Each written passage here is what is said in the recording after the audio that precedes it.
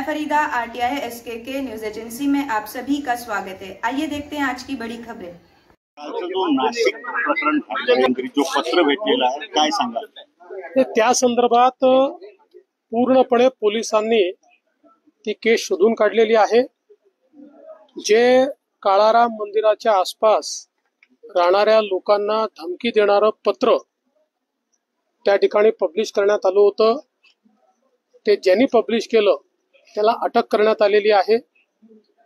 आणि त्यातनं हे लक्षात आलं की दुसऱ्या व्यक्तीशी वैमनस्य काढण्याकरता त्यांनी तशा प्रकारचं पत्रक की ज्याच्यामध्ये दलित समाजाला धमकी दिलेली आहे आणि निळे झेंडे लावू नका वगैरे अशा प्रकारचं जे काही मेन्शन केलेलं आहे, दुर्दैवाने ज्यांनी पत्रक काढलेलं आहे तोही अनुसूचित जाती प्रवर्गाचाच आहे आणि कुठल्या तरी वेगळ्या हेतूनं काढलेलं ते पत्रक आहे। पोलीस त्यामागे काय काय कारण आहेत ती शोधून काढतायत। त्याच्याकडे 4 मोबाईल 2 लॅपटॉप मिळालेले आहेत।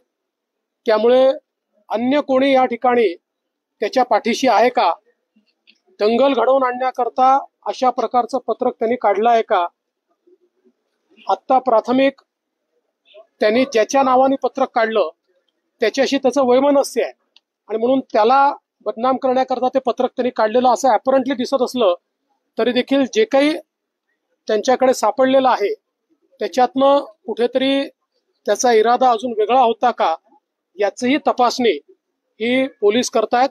नाशिक पोलिसांनी तात्काळ हे शोधून काढल्यामुळे यातनं कुठेतरी कलुषित मन होऊन पुढे कायदा सुव्यवस्था निर्माण होणं या सगळ्या गोष्टी टळलेल्या आहेत।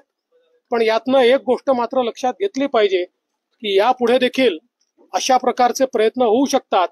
असं एखादं पत्रक काढायचं आणि पकडलं गेलं तरी सोशल मीडियावर ते चालवून द्यायचं, जेणेकरून लोकांमध्ये गैरसमजुती तयार व्हायच्या आणि त्यातनं दंगा सदृश स्थिती तयार व्हायच्या अशा प्रकारचे प्रयत्न हे यापुढे होऊ शकतात। आणि म्हणून त्याच्याकडे पूर्ण लक्ष ठेवून आम्ही आहोत। मी डीजींना आणि SID ला देखील त्या संदर्भातली सगळी जी काही वस्तुस्थिती सांगितलेली आहे।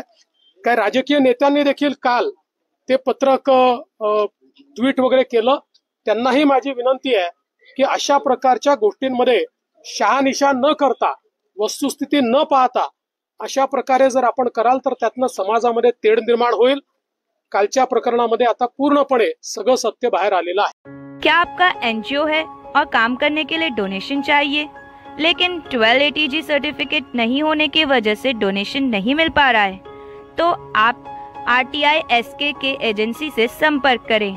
RTI SK एजेंसी से संपर्क करके 1280G सर्टिफिकेट बनवा सकते हैं। उठाए फोन और लगाएं कॉल